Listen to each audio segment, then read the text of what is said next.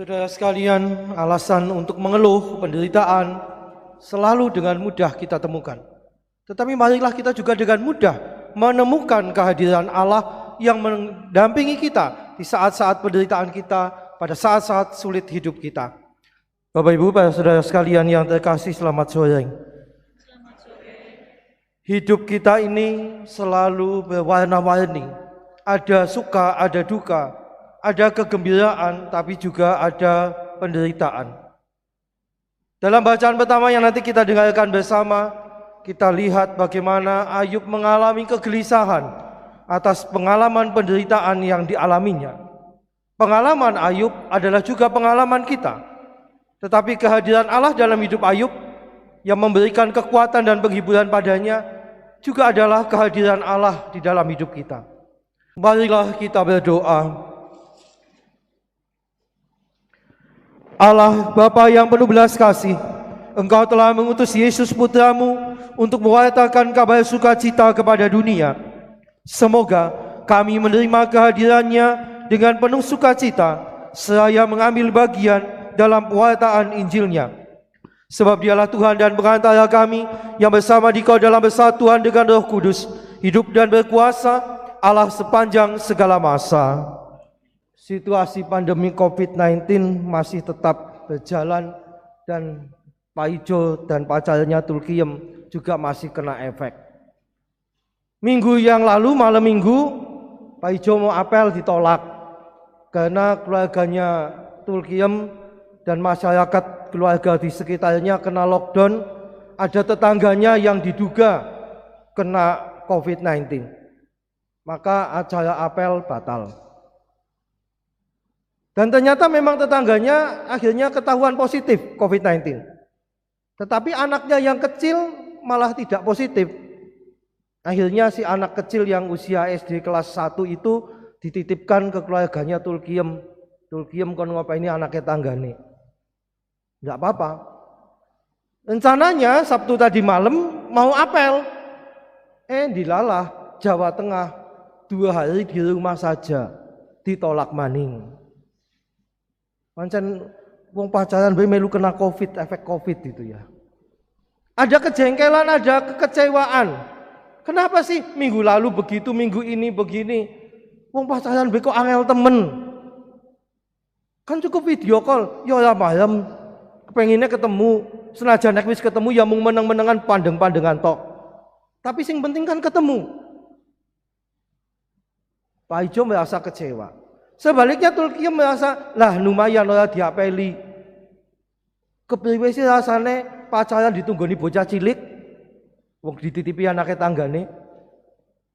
Bagi Tulkiem, tugas menjaga anaknya tetangga itu tidak bisa main-main. Wong isi bocah cilik. Bapak Ibu dan para saudara sekalian yang terkasih, itu baru soal pacarannya Pak Ijo dan Tulkiem yang terganggu oleh pandemi COVID-19. Pacaran penuh penderitaan. Tetapi kita juga sebetulnya mengalami juga banyak penderitaan. Apalagi di saat-saat akhir-akhir ini. Sudah hampir setahun ini, pandemi COVID-19 ini belum juga selesai. Sudah mulai ada vaksin, tapi belum semuanya mendapat. Tenaga kesehatan sudah mulai. Beberapa romo juga sudah mulai ditawari juga untuk vaksin. Untuk yang berikutnya nanti. Saya tidak dapat karena nanti tensinya itu sudah tidak memenuhi syarat. Yang sudah sepuh-sepuh 60 tahun ke atas nanti dulu. Padahal yang sepuh-sepuh itu yang juga bahaya. Mudah terkena COVID-19 itu. Maka walaupun sudah ada vaksin, sudah ada usaha macam-macam, tetapi tidak selesai. Penderitaan masih tetap ada. Pandemi belum selesai. Bencana ada di mana-mana. Gempa bumi beberapa waktu yang lalu. Lalu ada Gunung Merapi dan Gunung Semeru yang mau meletus. Dan hari-hari ini juga banjir di mana-mana. Pekalongan banjirnya istimewa. Warnane abang. Kena obat batik. Jadi sekampung di batik kabeh sisan. Belum lagi banjir yang melanda di Semarang, di pantai utara Pulau Jawa sana. ada begitu banyak alasan bagi kita untuk merasa menderita. Ada begitu banyak alasan bagi kita untuk memprotes situasi yang ada.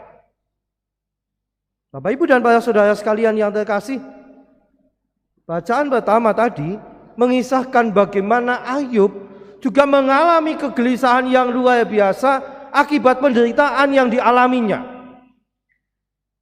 Pada kisah sebelumnya kita melihat bagaimana Ayub kehilangan segala-galanya. Anak-anaknya mati semua, harta bendanya, kekayaannya habis semua. Ayub merasa sangat menderita. Apalagi ketika dia melihat dan kemudian merenungkan tadi yang dikatakan, kurangku apa? Saya sudah melakukan semuanya, banyak hal aku lakukan, tapi nyatanya habis-habisan. Begitu menderitanya Ayub sampai dia gelisah. Begitu gelisahnya Ayub sampai dia tidak bisa tidur. Pengalaman kita rasanya juga tidak beda jauh dengan pengalamannya Ayub. Selama kita hidup, selalu ada alasan bagi kita untuk mengalami penderitaan, mengeluh dengan segala penderitaan yang kita alami. Selalu ada. Maka Bapak, Ibu, dan para saudara sekalian yang terkasih, jangan merasa kok orang lain kepenak-kepenak, aku kok menderita dewekan. Tidak. Setiap dari kita sebetulnya punya penderitaan kita masing-masing.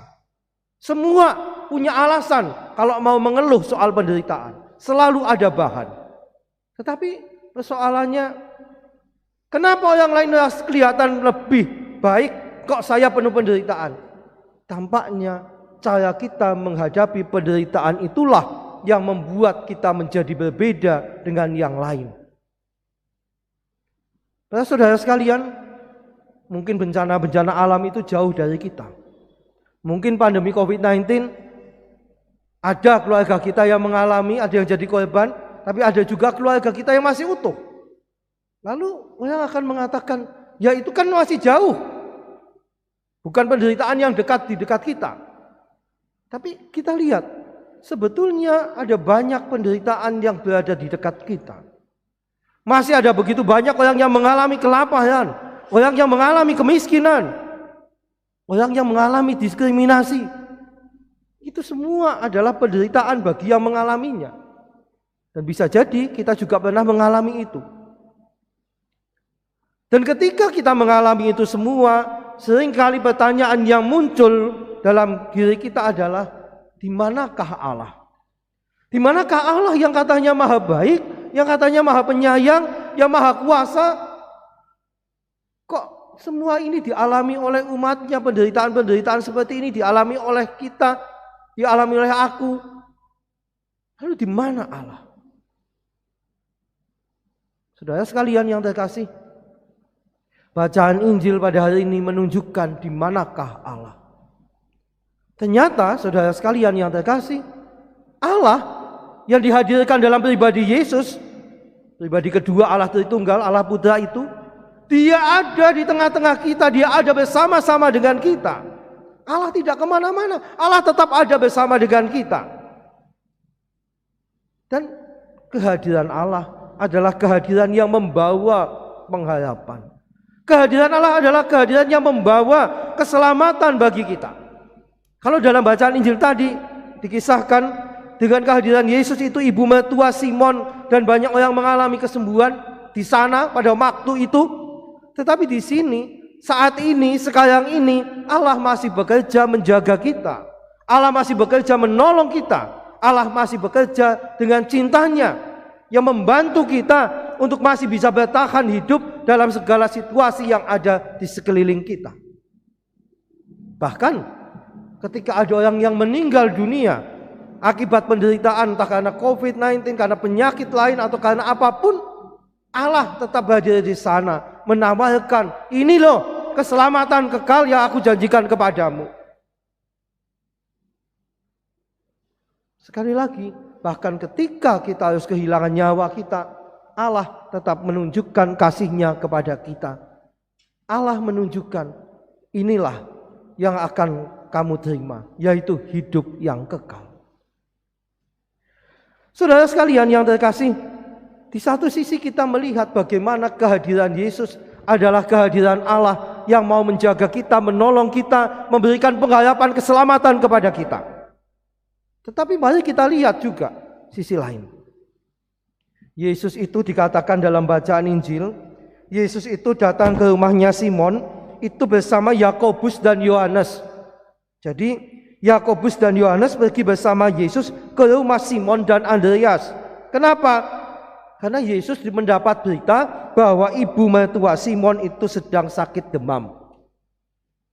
Bagi saya, kehadiran Allah, keselamatan, kesembuhan yang dibawa oleh Yesus ini juga terjadi karena ada yang mengantarkan Yesus kepada ibu mertua Simon ini, yaitu yang disebut Yakobus dan Yohanes.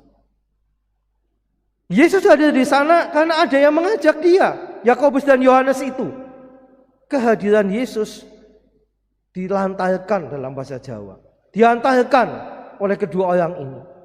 Maka kita juga melihat dalam situasi seperti ini, Yakobus dan Yohanes ini adalah pembawa Yesus. Dia yang menghadirkan Yesus. Yakobus dan Yohanes inilah yang menjadi pembawa kabar sukacita, pembawa kabar harapan bagi ibu mertuanya Simon.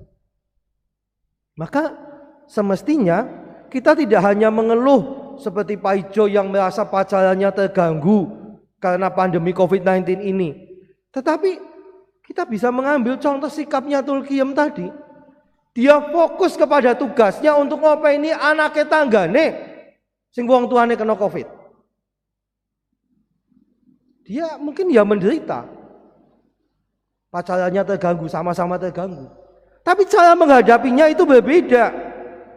Maka kita juga bisa melihat bagaimana cara kita menghadapi situasi yang mengancam kita, penderitaan yang ada di sekeliling kita. Kalau kita hanya mengeluh dan mengeluh seperti Pak Ijo, maka penderitaan akan terasa semakin berat lagi. Tetapi kalau kita bisa mengambil sikap seperti Tulkiem, rasaku penderitaan itu ada, tapi cara menghadapinya beda, maka efeknya juga akan berbeda. Maka di dalam situasi pandemi COVID-19 seperti ini, ketika bencana ada di mana-mana, bencana alam dan sebagainya, kita tidak hanya mengeluh, kok begini, Tuhan ini mau apa? Tapi mari kita lihat, apa yang mesti dan bisa kita lakukan di tengah situasi pandemi penderitaan seperti ini. Apa yang bisa saya lakukan? Apa yang mesti saya lakukan bagi saudara-saudara kita yang lain ini? Bukan hanya mengeluh. Itu menjadi semakin jelas kalau kita lihat kutipan Injil selanjutnya. Yesus membangunkan dia, lalu lenyaplah demam ibu mertuanya Simon. Kemudian perempuan itu melayani mereka. Ibu mertuanya Simon begitu sembuh langsung ambil bagian dalam pelayanan di rumahnya. Lalu bersama dengan Yesus, bersama dengan murid-muridnya, ibu mertua Simon ini menyediakan tempat rumahnya untuk banyak terjadi keselamatan, kesembuhan yang dilakukan oleh Yesus. Nah, demikian juga kita. Apa yang bisa saya lakukan di dalam situasi penuh penderitaan ini? Sekali lagi bukan mengeluh. Sesuatu yang bisa saya tawarkan bagi orang lain. Apalagi kalau kita lihat bacaan yang kedua. Bacaan kedua itu kan Rasul Paulus yang ngomong soal celakalah aku jika aku tidak memberitakan Injil. Bacaan ini mengingatkan kita akan tugas kita untuk mewartakan kabar sukacita, mewartakan Injil. Apapun situasinya, apapun kondisinya. Itu artinya termasuk dalam situasi ketika kita merasa banyak penderitaan pun tugas kita mewartakan Injil tidak berarti hilang. Kita masih tetap punya tugas. Seperti ibu mertuanya Simon. Begitu selesai, dia sembuh bisa bergerak, dia langsung ambil bagian dalam pewartaan Injil. Yang dikatakan oleh Paulus itulah yang dilakukan oleh ibu mertuanya Simon sebetulnya. Lalu bagi kita, saudara sekalian yang terkasih, kalau kita sibuk memikirkan penderitaan kita, yang terjadi bukan penderitaannya hilang, tapi malah semakin merasa ngenes, semakin menderita. Nanti jangan-jangan kita bukan mati karena COVID tapi mati ngenes. Mati karena ketakutan, mati karena penderitaan batin. Eman-eman. Lalu kita ini, gereja itu kan kita semua, bagaimana kita ini menghadirkan diri kita di dalam situasi penderitaan ini. Apakah yang bisa saya lakukan? Di bawah ada penderitaan, iya. Tapi bagaimana dan apa yang saya lakukan di tengah situasi penderitaan ini? Itu jauh lebih penting. Tulkiyem contohnya tadi. Ada penderitaan, dia juga terancam. Tetapi dia mau melakukan pelayanan, pewartaan Injil, mewartakan kasih dengan ngopeni anaknya tangganya. Maka bagi saya, kalau kita mau hadir sebagai pewarta, justru di tengah situasi pandemi seperti inilah kualitas pewartaan kita menjadi diuji. Kalau mewartakan dalam situasi kepenak itu lebih gampang, saudara sekalian. Tapi mewartakan Injil, mewartakan sukacita dalam situasi penuh penderitaan, itu adalah tantangan yang luar biasa. Contoh saja, saya kalau homili begini lebih gampang, homili mantan gampang. Homili kematian itu mesti lebih hati-hati, karena situasinya menjadi sensitif. Hal biasa bisa salah terima, keluarga yang berduka. Maka di dalam penderitaan sebetulnya kualitas pewartaan Injil kita dituntut untuk menjadi semakin baik dan lebih baik lagi. Bagaimana kita menghadirkan diri kita sebagai teman dan sahabat bagi mereka yang menderita? Minimal, Bapak Ibu Saudara sekalian, kalau ada orang yang menderita, lalu kita belum bisa memberikan penghiburan kepada dia, minimal aja ditambahi penderitaannya. Lagi cerita, saya berduka gini, oh lah itu masih mending, saya lebih menderita lagi. Loh kepriye sih? Kadang-kala maksud kita membandingkan saya lebih, tapi kan malah menambahi penderitaannya dia. Wong lagi kepengen cerita malah ditambahi ceritanya kene, sing lebih menderita gue mau.